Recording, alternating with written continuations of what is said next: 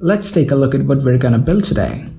We have a navigation bar that is floating on the left side, taking around 90% of the height of the viewport. If we hover over the buttons, it will do a subtle scaling animation and changes its color to light red. We also have an active button that is more red and is bigger in size. If you view it in a mobile phone, the navigation bar switches to the bottom and hovers a little above the screen. If you're new here, make sure to subscribe, and if you like seeing short videos like this, make sure to hit the like button and leave me a comment below. You'll notice that I have a basic index.html file here. In the head of the HTML, we reference a style.css file, where we can add CSS styles later on. You'll also notice that we add the font.awesome.js file kit at the bottom of the HTML body. You can get your own font.awesome kit by going to the font.awesome website. Now let's start writing the HTML code for the navbar. We'll start by adding a nav tag with a class of navbar. Inside it, we'll add a UL tag with a class of navbar_nav, and we will add 4 other li tags with navitem class inside it. If you don't know what I'm doing here, I'm using Zen coding that is provided by Emmet plugin, which is available by default in VS Code. Now we need to add some icons inside each of this item list. So we go back to the font.awesome website and find a bunch of icons that we like and copy and paste them inside each of the li tag like this. Now if we open it in a browser, it will look like this. Now that our HTML part is done, let's open up the style.css file and start adding our CSS styles. Let's begin by changing the box sizing of every element to border box, which takes into account the padding and the border while calculating the width and the height of the element. We will now change the background color of the body to light gray. Now let's start styling the navbar. We first remove any margin that it might have, and then disable the default bullet styling of the list items. If we check our navbar now, it'll look like this. Let's change the background color of the navbar to white, and give it a width of 4 rem and a height of 90 vh. Now what we need to do is to justify the items to the center of the navbar width. We can see that the 90% viewport height is working fine, although we need to move the navbar down 10 vh from the top. Now we will set the position of the navbar to fixed so that it will be fixed to the viewport even if the body is scrolling.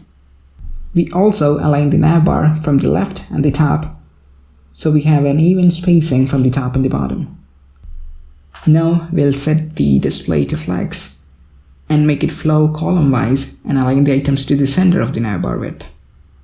While we're at it, let's also add a box shadow and round the corners a bit. We also add a top and bottom padding to the navbar so that the buttons won't start from the very top. Now that the navbar is styled properly, let's start styling the buttons. Let's give it a width and a height of 4 rem and change the content color to gray. Now if you see, the icons are not aligned properly. Let's inspect and see what's going on. We can see that the nav item that we center aligned is taking up the whole width of the navbar, and the icon is present inside the nav item. So all we need to do is to give a display flex to the nav item and align its children horizontally and vertically center. Let's add display flex, align item center, and justify content center. Let's also change its mouse cursor to pointer. Now if we go back, we can see that the icons are aligned properly and the cursor becomes a hand once we hover over it. Now on hover, we change the background to a light red color and the icon color to white. Now let's add a subtle animation effect on hover to make it pop. We'll add a 0.2 second transformation to the original class, and we do a scale transformation of 1.1 times on hover. Let's also add a border radius to the item.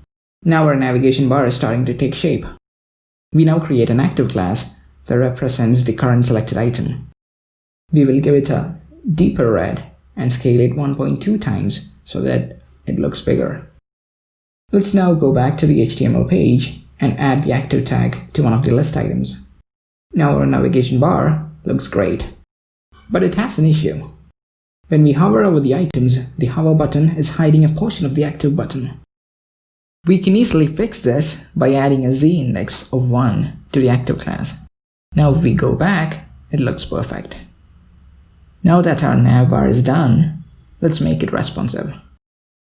We will start by adding media queries to target desktop and phone screen separately. Now we go up to the navbar nav class and cut all the desktop exclusive properties like padding top and bottom, flex flow, left and top alignment, and its width and height. Now we come down and paste them all to the media query that targets the desktop.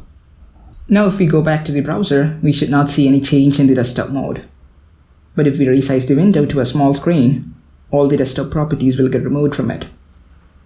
Now all that's left is to write the styles for the phone screen.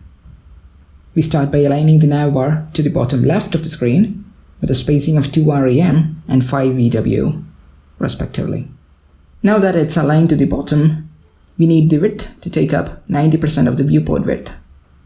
So we give a width of 90 VW and height of 4 rem. We'll also add a left and right padding of 3 rem each. That's it. Our responsive CSS navbar is complete. If you learned something new, make sure to like and subscribe. Thanks for watching, and I'll talk to you soon.